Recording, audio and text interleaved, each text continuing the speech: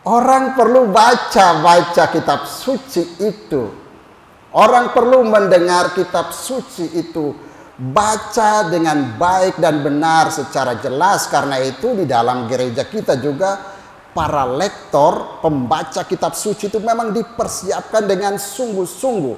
Bahkan dalam jenjang sampai kepada imamat, tabisan imamat, para calon imam itu melalui proses pelantikan atau pentabisan minor seperti lektor, baru kemudian akolit, baru kemudian diakon sampai kepada imam. Jadi lektor itu menjadi syarat pertama mengenal, membaca, mencintai kitab suci ini.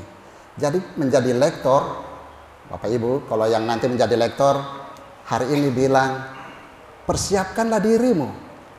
Baca supaya orang lain ini, kamu tidak membaca kitab suci, tapi membacakan kitab suci supaya orang lain yang mendengarnya itu paham, mengerti penggalan-penggalannya, kalimat yang ini punya arti dan makna apa. Seperti yang dikatakan atau dibuat oleh Nehemia dalam bacaan pertama tadi. Dia membacakan itu sampai mereka itu terharu biru. Umat itu sampai menangis karena mereka mengerti inti warta sukacita yang disampaikan hari itu. Jadi miliki kitab suci, baca, dengarkan itu.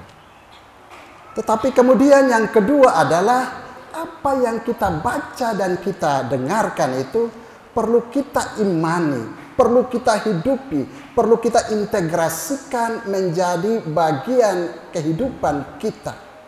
Jangan dengar dari telinga sebelah kemudian lewat diri telinga sebelah. Atau orang lain biasa di daerah sana mereka bilang, bicara saja, percaya tidak. Dengar saja, percaya tidak. Kitab suci harus didengar dan diimani. Kitab suci harus dibacakan dan dihidupi di dalam diri kita masing-masing. Wujudnya adalah yang berikut, yaitu melaksanakan. Jadi iman tanpa perbuatan itu adalah omong kosong. Apa yang kita dengarkan, yang kita bacakan, yang sudah kita bilang kita mengimani, perlu kita laksanakannya. Yakobus bilang itu, iman tanpa perbuatan itu adalah mati. Iman tanpa perbuatan itu adalah omong kosong. Maka apa yang perlu yang sudah kita dengarkan, kita bacakan, kita imani, perlu kita laksanakan. Dan hari ini bagus. Apa yang kita dengarkan hari ini? Bacaan pertama bilang, hari ini adalah hari Tuhan. Mari kita bersuka cita. Karena itu tadi awalnya saya tanya, ada keceriaan pagi ini atau tidak? Yang lain masih seperti cemberut-cemberut datang di gereja. Hari ini hari sukacita kok, datang ketemu Tuhan kok cemberut-cemberut. Mari kita makan sedap-sedapan. Hari ini harinya Tuhan, harinya Tuhan. Mari kita bersuka cita, bersukaria. Begitu kan? Datang, kita duduk kayak muka-muka papan semua, lalu tidak tengok kiri lagi, apalagi kalau mungkin baku fayam dengan yang kiri atau kanan, 10, 100 hanya di depan saja. Tuhan bilang, kau jangan lupa ada orang kiri kanan kau ini. Sukacita itu perlu kita bagikan dengan orang-orang lain, jangan menjadi sukacita kita sendiri saja. Hari ini kenapa mesti dia bilang, mari kita makan sedap, tidak makan sendiri. Mari kita ramai-ramai makan bersama-sama. Bagilah sukacita itu. Tadi dia bilang juga kalau mereka yang tidak punya, bagikanlah itu kepada mereka. Tapi yang saya rasa tertarik juga dengan yang kita dengarkan dan perlu yang sudah mungkin juga Bapak Ibu imani, dalam bacaan kedua tadi dia bicara tentang satu tubuh dan banyak anggota. Ya, Paulus sebenarnya bicara dalam konteks itu bagaimana orang perlu solidaritas antar umat, antar para anggota itu. Tetapi juga bagaimana orang mesti berpartisipasi dalam kehidupan menggereja. Saya rasa ini tertarik pas sekali dengan hari-hari ini di paroki ini. Mulai ada itu restrukturisasi. Ada struktur yang baru. ada pergantian ketua dan kemudian ketua memilih wakilnya, seksi-seksinya, dan seterusnya dan seterusnya. Pesan hari ini perlu bukan cuma kita imani, tapi perlu kita laksanakan. Satu tubuh tapi banyak anggota. Apa artinya itu? Kita menjadi ketua butuh wakil ketua. Kita menjadi sekretaris butuh anggota yang lain. Kita menjadi seksi liturgi butuh juga yang lain.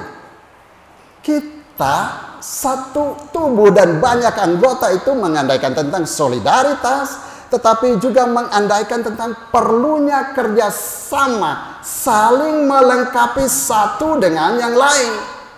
Jangan tadi dia bilang, kita nyanda butuh engkau. Kita bisa buat sendiri kok. Kenapa kita mesti butuh-butuh engkau? Lalu kenapa kamu angkat dia menjadi seksi ini, lalu kamu buat sendiri? Tapi pengembangan bakat potensi yang kita punya ini, kita persembahkan untuk kemuliaan kehidupan di stasi kemuliaan Tuhan. Kita sumbangkan pikiran kita, tenaga kita. Jangan bilang, ngoni Jo, kita nyanda usah. Tak bisa begitu. Ngoni kuat tahu, kita nyanda bisa. Kau nggak bisa, kau latih supaya kau tahu. Sudah dipercayakan menjadi seksi ini, kerjakanlah itu sesuai dengan tanggung jawabmu. Jangan karena kita tidak bisa, ngana Jo, kita belum bisa kuat. Nanti minggu berikut lagi, ngana Jo, kita belum bisa. Lantas kamu kerja apa? Kembangkanlah bakat dan potensimu, tetapi jangan sendiri-sendiri seolah-olah terpisah. Tetap dalam satu kesatuan. Yang kita dengarkan, yang kita imani di dalam setiap bacaan itu adalah soal kerukunan, soal solidaritas, soal saling memperkaya satu kepada yang lain. Maka buatlah itu. Dan proses berikut adalah setelah kita buat itu, kita wartakan juga kepada orang lain. Tentu pewartaan yang pertama dengan sikap hidup tadi ya, supaya orang lain ketika melihat kita, mereka selalu merasa, something different. Ada sesuatu yang berbeda dari orang ini. Dia tampil lain. Tetapi juga dengan kata-kata kita, Bapak Ibu Saudara-saudari. Penting sekali kita itu menjadi perpanjangan mulut Allah. Penting sekali kita itu menjadi perpanjangan hati Allah. Penting sekali kita itu menjadi perpanjangan tangan Allah untuk menyalurkan cintanya sebagai sebuah pewartaan yang hidup kepada orang-orang lain. Kalau begitu, maka sabda Allah itu bukan hanya sesuatu yang kita dengar, lalu dari telinga sebelah tembus telinga sebelah, tapi juga disaksikan, juga dialami oleh orang-orang lain. Kalau dulu Tuhan itu berbicara face to face, barangkali personal dengan Abraham, Ishak, Yakub, bahkan Musa secara personal, kemudian Tuhan berbicara kepada kita melalui perantaraan nabi-nabi, dan perjanjian baru dia berbicara kepada kita lewat putranya sendiri. Sekarang putranya yang adalah firman yang telah menjadi manusia ini, sabdanya diawetkan semuanya di dalam kitab suci.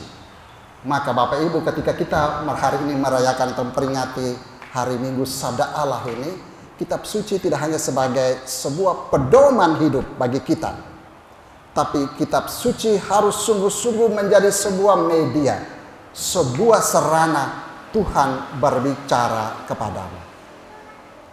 Karena itu saya mau mengakhiri renungan ini.